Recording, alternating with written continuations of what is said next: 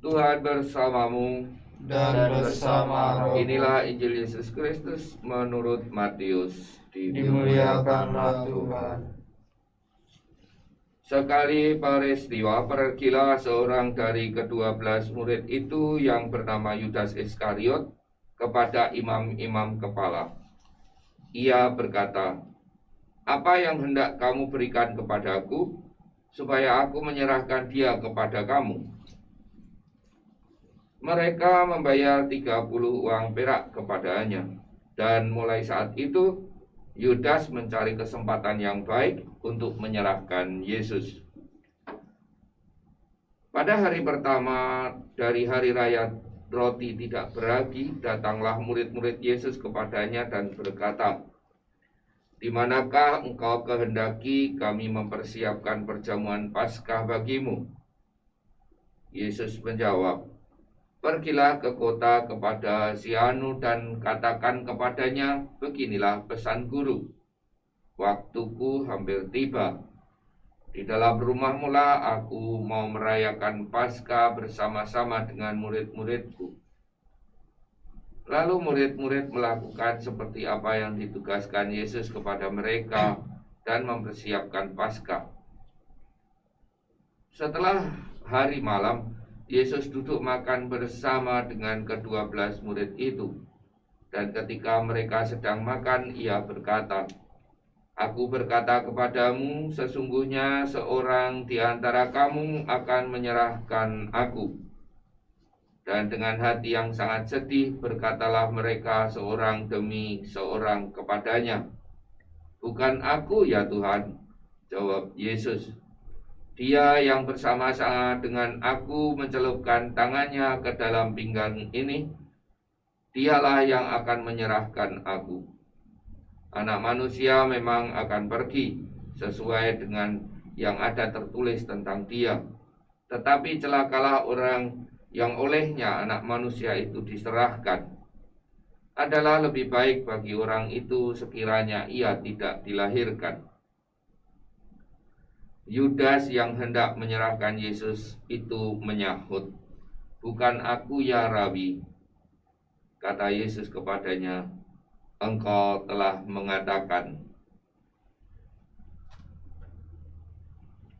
Demikianlah sabda Tuhan. Terpujilah Kristus. Bapak, Ibu, dan saudara-saudari sekalian yang dikasihi Tuhan,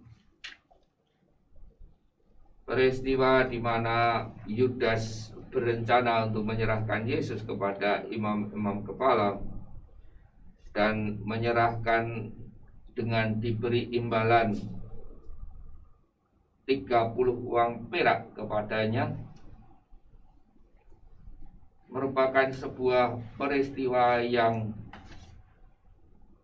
menyedihkan, sehingga Yesus sempat mengatakan lebih baik bagi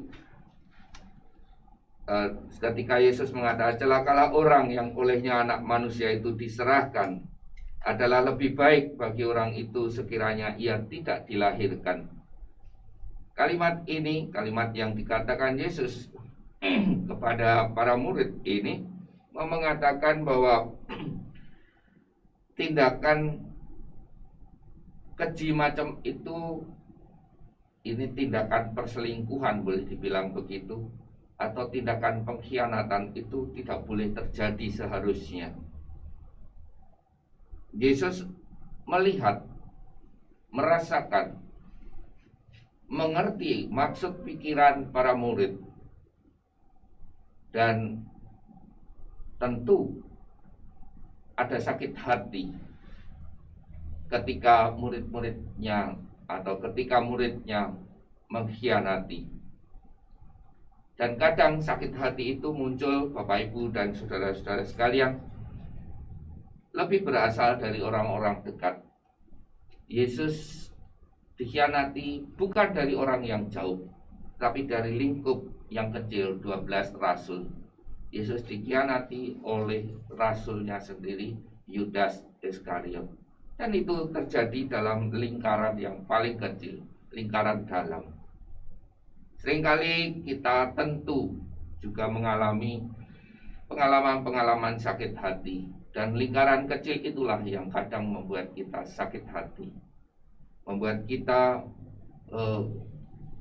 merasa bahwa orang-orang dekat kita itulah yang seringkali membuat kita jengkel, membuat kita marah. Tetapi Yesus memberi makna lain dengan peristiwa itu, dan Yesus memberikan kesempatan, kebebasan kepada orang-orang yang menyakiti hatinya. Yesus tidak pernah sakit hati, tetapi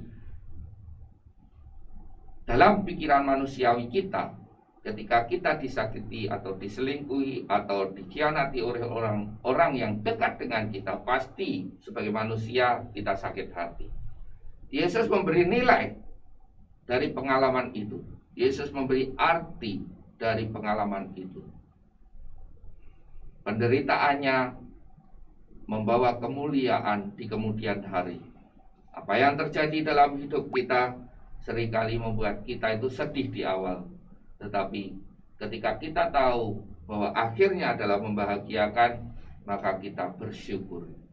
Bapak, Ibu, dan saudara-saudara sekalian yang dikasihi Tuhan, lewatilah penderitaan-penderitaan kita dengan penuh syukur. Lewatilah segala sesuatu yang membuat kita terjepit atau membuat kita tertekan, dengan percaya bahwa Allah membantu kita. Percayalah bahwa Yesus ada selalu di pihak kita. Di masa pandemi ini, harapan kita lama-kelamaan misa live streaming akan kemudian menjadi seperti biasa ketika pandemi ini berubah menjadi endemi. Kita harus kembali ke gereja, kita harus kembali bersekutu di dalam gereja, bukan dalam ranah ini. Kami percaya bahwa Bapak, Ibu, dan saudara-saudara sekalian mempunyai niatan baik untuk kembali ke gereja di masa Paskah ini. Mari kita mohon rahmat dan belas kasih-Nya agar membantu kita untuk semakin menyadari betapa Tuhan sangat menyayangi kita sekalian. Tuhan memberkati kita. Amin.